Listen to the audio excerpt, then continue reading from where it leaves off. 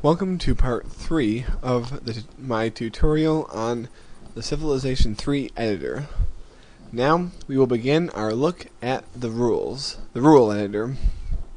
As you can see, there's a lot of tabs, and on this page there's a lot of information, but it's pretty much all self-explanatory. Every little aspect of this game you can change the values for. For example, the technology, you can set the minimum and maximum times that you can research things. And you can rename the levels of culture. These minor details that very rarely ever come up. You can increase the number of parts needed for Alpha Centauri spaceship. Pretty much, all this stuff you wouldn't need to worry about unless you really wanted to change the game itself. This is more of a menu for hardcore modders. Now this next tab is governments. As you can see, there are 6 government states, including anarchy, and I believe that conquest added fascism. But you can see the various different facts about them, and you can create your own form of government in which you can change the rate of the workers. As you can see, in democracy the workers work better, but say you wanted them to work even better than they do, you can increase that. If you want more of a military draft, this is whether you can force people by paying them or by just forcing them. And also is the unit support cost, which is very important. Now the improvements and wonders menu is pretty interesting.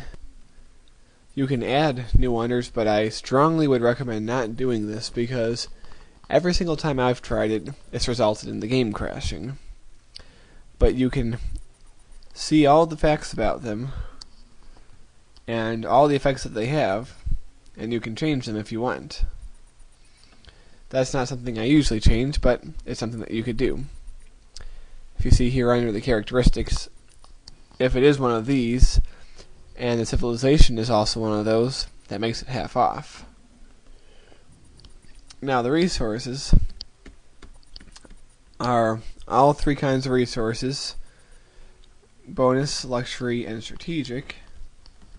And you can choose where they are and what you get how you get from them. Although it's the terrain tab where you choose where they are. Now this one you can make the game pretty different by something very simple. Just raising or lowering the food. Like say if you raised it from 2 to 3, that little change will make your cities grow much faster and be much larger. And also you can see the possible resources that are on these terrain types. If I scroll down here, and you can change them. Say, you can even do ridiculous things like, whoever thought you'd find whales in a forest, but there you go. You can now find whales in a forest. Alright, you can change the movement cost, the defense bonus, whether you want to allow flags. Let's say you're tired of no cities on mountains. Click there. Now you can build cities on mountains. Now this is the tab that I would venture that most people would want to go to, the units. And as you can see, there are a lot of units. Every single unit from the game is in here. And you can see all their statistics and change them. Now, this is something that a lot of people have done, because if you merely raise the attack or the defense or the movement, it isn't very likely to crash your computer. So, let's say Longbowman, for instance, that's a unit that really doesn't have much going for it. So let's make it attack 5 instead of 4. That at least gives it something up on the other units. and you can do all these attributes. But then again, that's really more modding stuff as well. As you can see, there are gaps in many of the units as to what civilizations can make them. For example, the knight. The reason that is because that civilization's unique units replaces them. If you scroll down here, you can see some of the unique units. And the thing about them is that you'll see in this menu is starts Golden Age, because you can start a Golden Age by winning a victory with any unit, any special unit, that is. Now you have your worker jobs tab here. You can't really add anything because, you know, that would require the workers to actually do something that they've not been programmed to do. But you can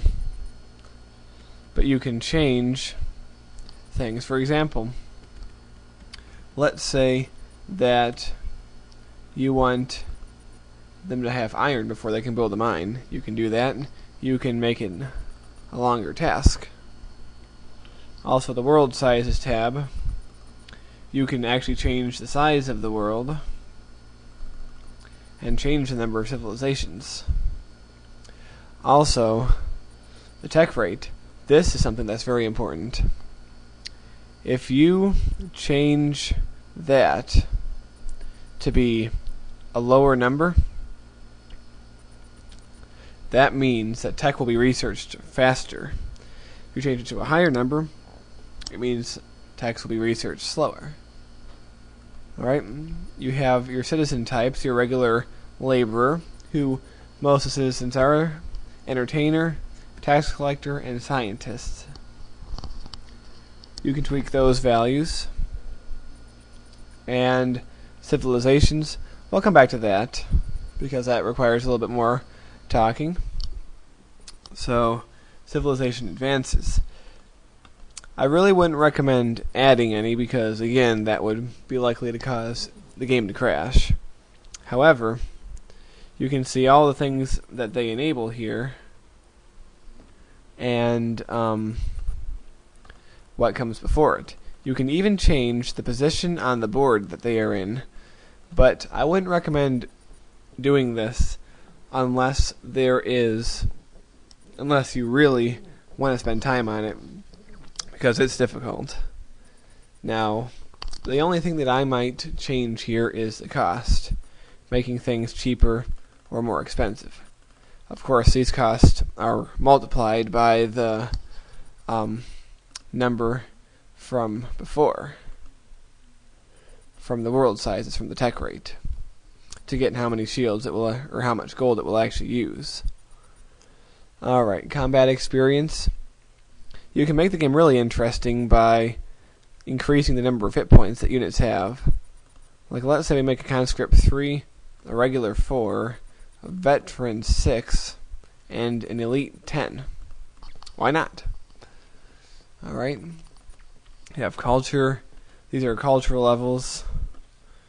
Now, propaganda has to do with the spy missions, something that I will talk about in the bonus video because I was asked to, but this is the chances of it being successful. As you can see, it's very low, even if your cultural ratio is very high. Difficulty levels.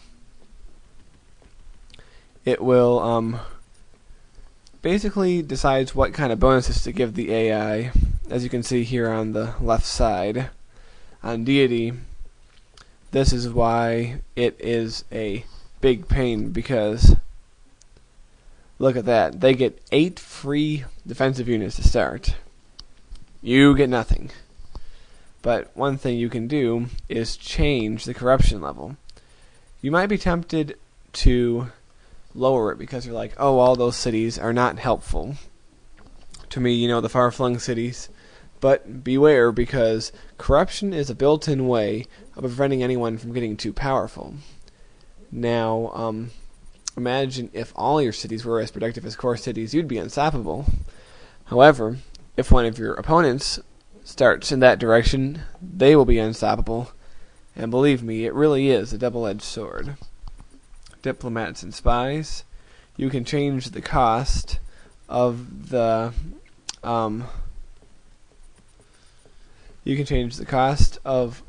actions of the spies, and I think they're really expensive, so this is something I'd be much more likely to change when I'm modding. And also the eras. Not really much you can do here except rename things. A lot of what this editor is renaming things and tweaking the values, but there is a lot you can do. Now, I'll wrap all this up in the final video. See you then.